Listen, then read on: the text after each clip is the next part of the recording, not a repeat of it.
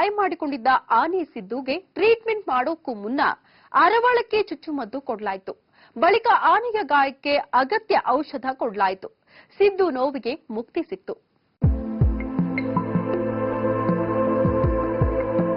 ಚಿಕಿತ್ಸೆಯ ಮೊದಲ ಹಂತವಾಗಿ ವೈದ್ಯರು ಆನೆಗೆ ಅರವಳಿಕೆ ಚುಚ್ಚುಮದ್ದನ್ನ ನೀಡಿದ್ರು. 30 ನಿಮಿಷವಾದರೂ ಪ್ರಜ್ಞಾಹೀನ ಸ್ಥಿತಿಗೆ ಹೋಗದ್ದಕ್ಕೆ ಮತ್ತೊಂದು ಚುಚ್ಚುಮದ್ದನ್ನ ನೀಡಲಾಯಿತು. ಇದಾದ ಬಳಿಕ ಬಿಸಿಲಿನ ತಾಪಮಾನ ಕೂಡ ಹೆಚ್ಚಾಗ್ತಾ ಇದ್ರಿಂದ ನೋವು ನಿವಾರಕ ಇಂಜೆಕ್ಷನ್ ಅನ್ನ ಕೂಡ ನೀಡಿದ್ರು.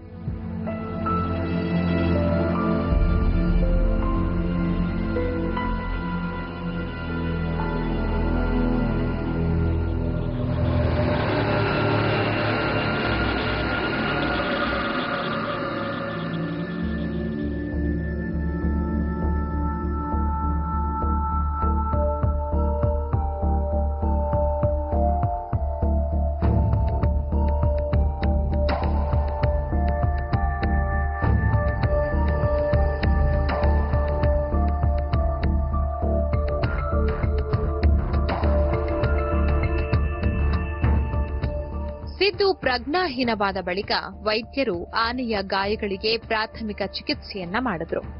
ನಂತರ ಕಾಲಿಗೆ ಲೇಸರ್ ಸ್ಕ್ಯಾನಿಂಗ್ ಮಾಡಿದ ವೈದ್ಯರು ಅದರಲ್ಲಿ ಕಾಲಿಗೆ ತುಂಬಾ ಪೆಟ್ಟು ಬಿದ್ದಿರೋದನ್ನ ಪತ್ತೆ ಮಾಡಿದ್ರು.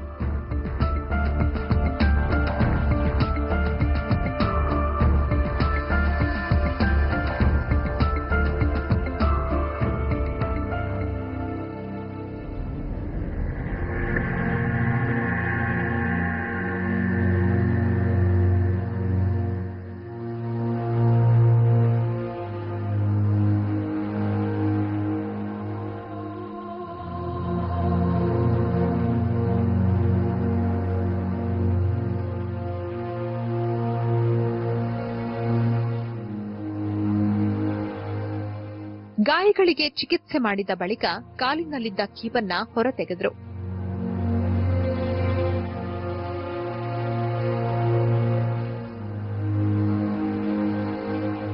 अभी देखिए फ्रैक्चर तो है भीतर में और उस फ्रैक्चर तक इन्फेक्शन है, तो इसीलिए उसके लिए मैंने उसको ऑपरेशन कर दिया. जो आप लोग देख रहे थे ब्लीडिंग हो रहा था, इसीलिए उसको काट करके वी शेपेड एक मैंने टनल बना दिया जहां से आसानी से इसका ड्रेनेज हो सके.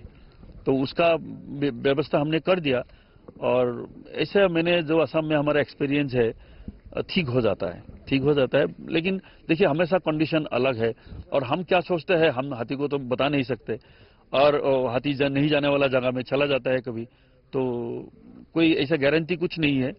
तो हम हमारा मेडिकल टर्म में हम बोलते हैं प्रोग्नोसिस गार्डेड. ಆದ್ರೆ ಅತಿಯಾಗಿ ರಕ್ತಸ್ರಾವ ಆಗಿದ್ರಿಂದ ಪೂರ್ತಿಯಾಗಿ ಚಿಕಿತ್ಸೆ ಮುಂದುವರಿಸೋಕೆ ಆಗಲಿಲ್ಲ. ಚಿಕಿತ್ಸೆ ನೀಡೋ ವೇಳೆಯಲ್ಲಿ ಸಿದ್ದುಗೆ ಕೆಲವು ಗ್ಲೂಕೋಸ್ ಬಾಟಲ್ಗಳನ್ನ ಕೂಡ ಹಾಕಲಾಗಿತ್ತು. ಯಾಕಂದ್ರೆ ಚುಚ್ಚುಮದ್ದು ನೀಡಿದ್ರಿಂದ ಸಿದ್ದು ತುಂಬಾನೇ ಸುಸ್ತಾಗಿ ಹೋಗಿದ್ದ. ಸುಮಾರು 2 ಗಂಟೆಗಳ ಕಾಲ ಕೆಕೆ ಶರ್ಮಾ ಹಾಗೂ ಅವರ ತಂಡ ಸಿದ್ದುಗೆ ಚಿಕಿತ್ಸೆ ನೀಡಿತು.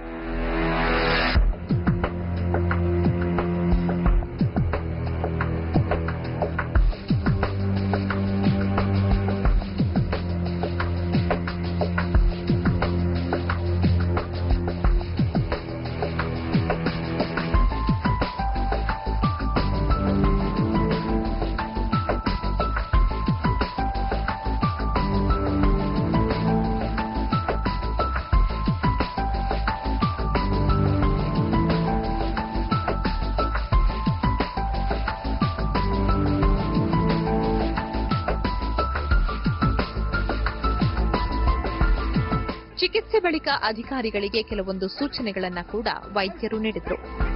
ಯಾವುದೇ ಕಾರಣಕ್ಕೂ ನೀರಿಗೆ ಹೋಗದಂತೆ ನೋಡ್ಕೊಳ್ಳೋಕೆ ಸೂಚಿಸಿದ್ರು.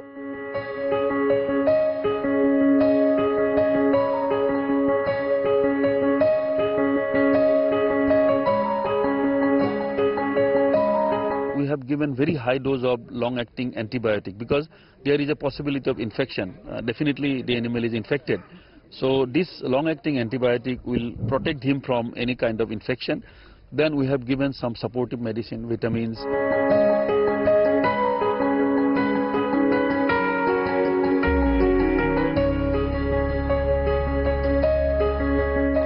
ವೈದ್ಯರ ಸೂಚನೆಯಂತೆಯೇ ಅಧಿಕಾರಿಗಳು ಈಗ ಮುನ್ನೆಚ್ಚರಿಕೆ ವಹಿಸಿದ್ದಾರೆ.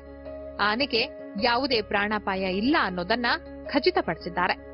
ಸಿದ್ದುಗೆ ಟ್ರೀಟ್ಮೆಂಟ್ ಸಿಗೋದು ತಡವಾಗಿದ್ದಿದ್ರೆ ಕಾಲನ್ನೇ ತೆಗಿಬೇಕಾದ ಪರಿಸ್ಥಿತಿ ಉದ್ಭವವಾಗ್ತಾ ಇತ್ತು.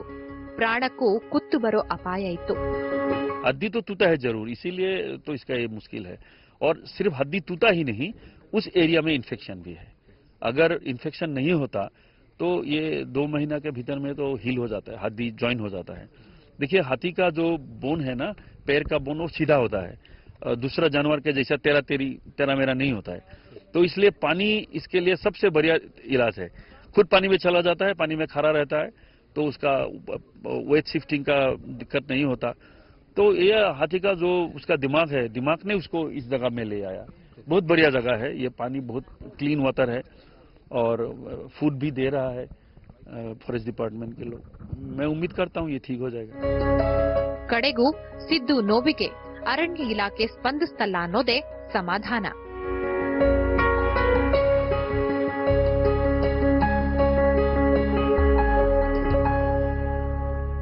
ಸಿದ್ದುವನ್ನ 1 ವಾರದ ಮಟ್ಟಿಗೆ ನಿಗಾದಲ್ಲಿಟ್ಟಿದ್ದು ನಂತರ ಕಾಲಿಗೆ ಮತ್ತೊಮ್ಮೆ ಶಸ್ತ್ರಚಿಕಿತ್ಸೆ ಮಾಡಲಾಗುತ್ತೆ.